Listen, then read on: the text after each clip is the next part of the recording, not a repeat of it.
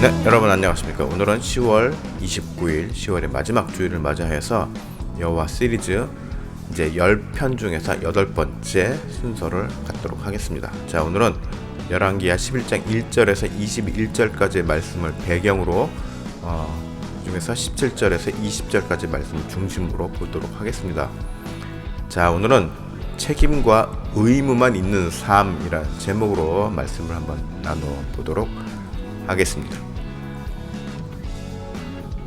자, 먼저 17절부터 보겠습니다. 17절, 여호야다가 왕과 백성에게 여호와의 언약을 맺어 여호와의 백성이 되게 하고 왕과 백성 사이에도 언약을 세우게 하매.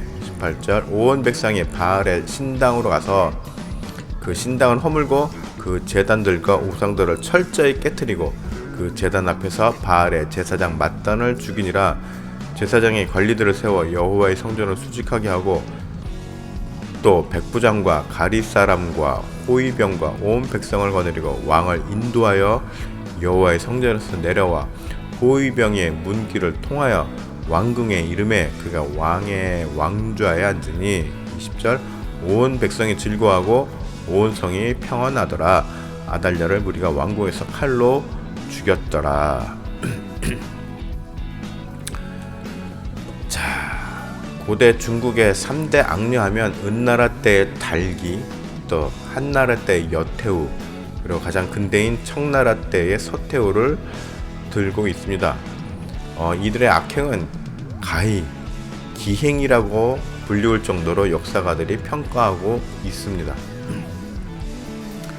자, 우리나라 역사를 통해서도 보면은 악녀라고 부르기까지에는 좀 과할 수 있지만 그래도 아주 권력 지향적인 정치적인 여인들이 있었습니다.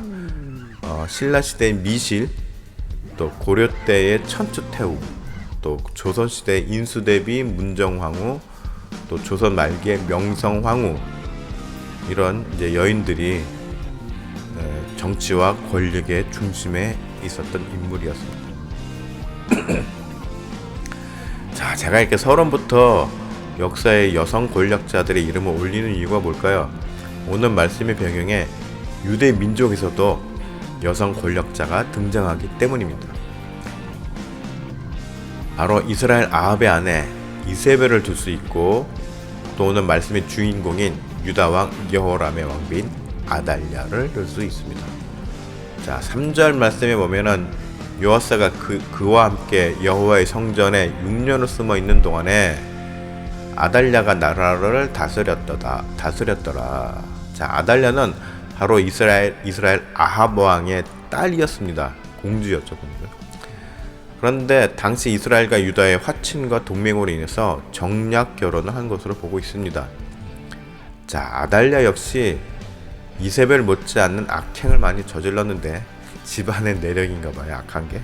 자, 이방신인 바알을 유다에 끌어들였습니다. 그리고 자신의 권력을 유지하기 위해서 자신의 손자인 요아스를 제외한 나머지 다윗의 왕손들을 모두 죽여서 멸절시키려 한 인물이었습니다. 그나마 어린 요아스는 이제 고모인 여호세바가 몰래 피신시켜서 숨어 지내게 됩니다. 이건 마치 우리가 흔히 보는 조선시대 무슨 숨겨진 신분의 왕자에 대한 드라마 같지 않습니까? 네. 하여튼 이렇게 권력을 차지한 아달랴는 유다 역사에서 유일하게 7년 동안 여왕으로서 권좌에 있던 인물이었습니다. 자, 오늘 본문의 4절에서 16절 사이에 아달랴의 재임 7년째 되는 해 여호세바의 남편인 여호야다는 군대의 지휘관들을 모아서 살아남은 왕자 요아스가 다시금 왕좌에 오를 수 있도록 임무를 주어서 거사를 치르게 됩니다. 그리고 이름으로써 이제 무너질 뻔했던 다윗 왕조를 다시금 이어가도록 하게 됩니다. 17절 말씀, 여호야다가 왕과 백성에게 여호와와 언약을 맺어 여호와의 백성이 되게 하고 왕과 백성 사이에도 언약을 세우게 하매. 자, 이제 여호야다는 하나님과의 무너진 관계를 다시금 회복하고자 두 개의 계약을 성사시키는데, 하나는 하나님과 왕과의 계약이며 또 하나는 왕과 백성과의 계약입니다. 자, 이것은 왕으로 하여금 위로는 하나님과 아래로는 백성에 대한 의무를 다하는 책임을 지우게 하는 것입니다. 그래서 권력 남용을 하지 못하도록 하는 시스템을 만들게 됩니다. 자, 왕정 체제임에도 불구하고 왕이 함부로 권력을 남용하지 못하도록 하는 시스템을 만든다는 것입니다. 자, 이것을 통해서 우리는 무엇을 바라볼 수 있습니까? 권력자는 하늘의 도를 다하고 백성을 올바르게 섬겨야 하는 책임이 따른다는 것을 말씀, 즉 하나님께서 강조하고 있음을 우리는 알아야 하는 것입니다. 자, 리더자의 자리에 있는 사람은 자리에서 부여되는 어떤 권한과 특혜만을 탐하는 것이 아니라 오직 의무와 책임에 집중해서 섬기는 자의 모습에 충실하는 것임을 기억해야 할 것입니다. 18절 말씀. 온 백성이 바알의 신당으로 가서 그 신당을 허물고 그 제단들과 우상들을 철저히 깨뜨리고 그 제단 앞에서 바알의 제사장 맏단을 죽이니라. 제사장이 관리들을 세워 여호와의 성전을 수직하게 하고. 자, 18절 말씀을 보면 어떤 걸 알 수 있습니까? 자, 이제 모든 것을 고쳐나가는 것에 대해서 실천을 하게 되는 것입니다. 뭐죠?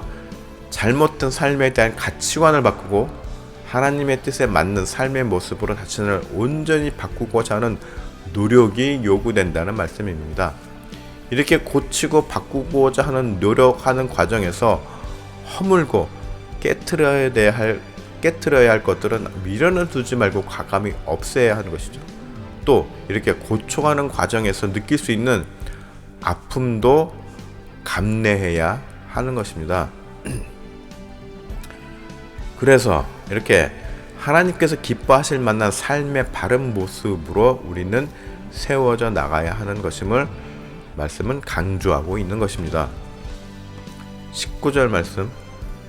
또 백부장들과 가리사람과 호위병과 온 백성을 거느리고 왕을 인도하여 여호와의 성전에서 내려와 호위병의 문 길을 통하여 왕궁에 이르게 하며 그가 왕의 왕좌에 앉으니.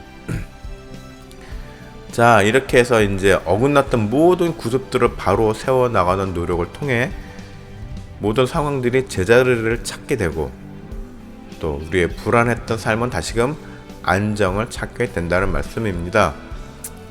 세상이 그렇습니다. 리더자가 잘못 세워지면은 그로 인해서 세상이 백성들이 불행해지게 됩니다.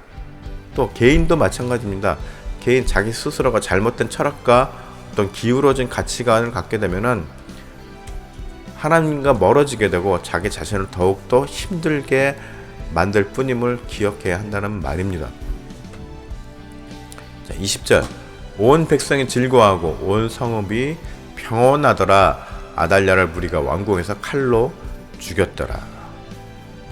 자, 이처럼 이제 하나님의 정의가 올바로 다시 세워질 때 비로소 세상은 평화를 되찾게 됩니다. 이것은 하나님의 순리이고 법칙과도 같습니다.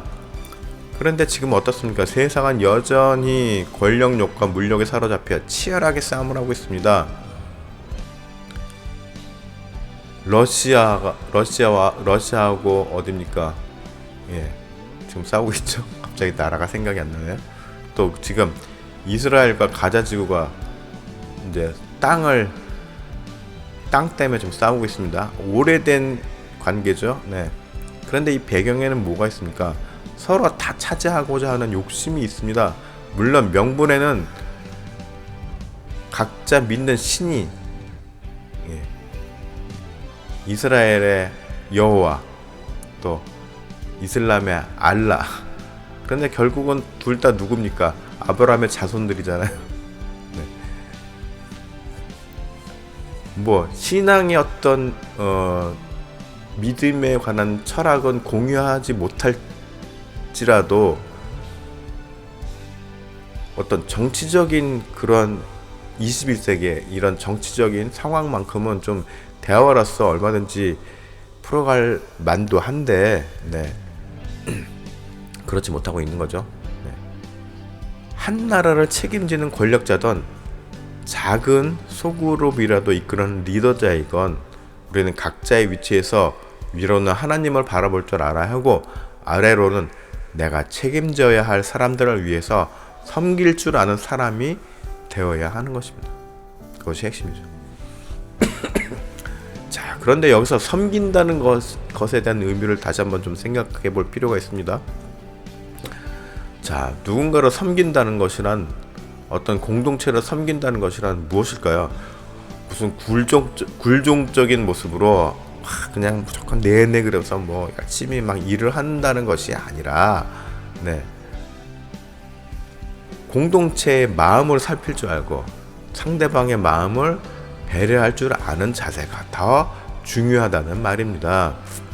그러한 모습이 바로 그리스도께서 이 땅에서 실천하셨던 삶의 모습들인 것입니다.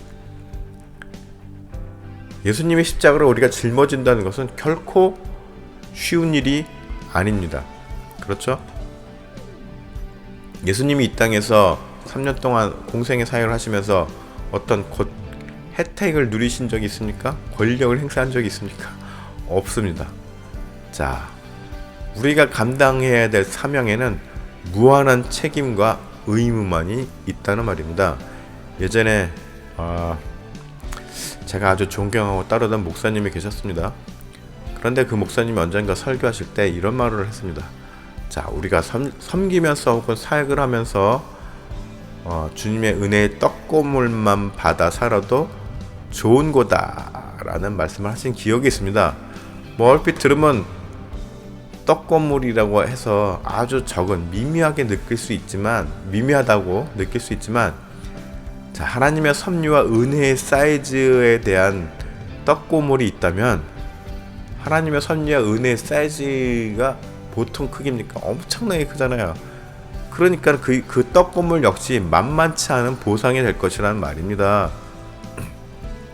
그런데 우리가 이 땅에서 누릴 수 있는 어떤 권한이나 혜택은 아주 적은 떡고물이라도 없습니다. 아니, 없어야 합니다.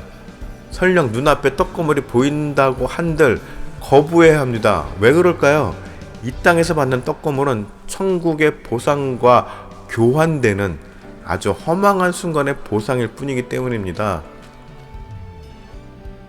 우리가 이 땅에서 아주 제법 묵직한 떡고물을 챙겼어요. 그러면 하늘에서 주님께서 뭐라고 말씀하실까요? 그래, 네가 이 땅에서 보상을 다 받았구나. 천국에서는 천국의 보상을 네가 이 땅에서 다 받았구나. 천국은 없다. 이렇게 말씀하시겠죠? 이거 제가 한 말이 아니죠. 주님께서 하신 말씀이죠. 그렇기에 예수님의 제자들이 그토록 모두 처참한 순교를 당하기까지 끝까지 믿음의 정도를 지키고 또 주님의 사명을 감당하였습니다. 순교를 당하기까지. 왜 그랬을까요? 천국에 소망이 있었기 때문이었죠. 이들에게는 순교가 최고의 상급이었습니다. 물론 죽는 거 두렵고 고통이죠. 그러나 그 이후에 우리가 천국에서의 누릴 그 보상이 있기에 기꺼이 순교도 감당할 수 있었던 것 아니겠습니까? 방금 말씀드렸지만 정말로 가벼운 마음으로 감당할 수 있는 것들은 아닙니다. 하지만 이렇게 성실히 우리의 책임을 다하는 모습을 통해서 또 이러한 그리스도인들을 주님께서는 기억하고 계신다는 것을 우리는 알아야 합니다. 그렇기 때문에 우리는 이 믿음을 가지고 소망을 잃지 않을 수 있다는 것이죠. 그렇지 않습니까? 여러분들 모두 주님께 잘하였도다, 잘 견뎠다, 잘 참았다, 인냈다, 끝까지 잘 여기까지 왔다 라는 격려와 칭찬을 받는 그런 주님의 귀한 사명자들이, 리더자들이 되시기를 축복합니다.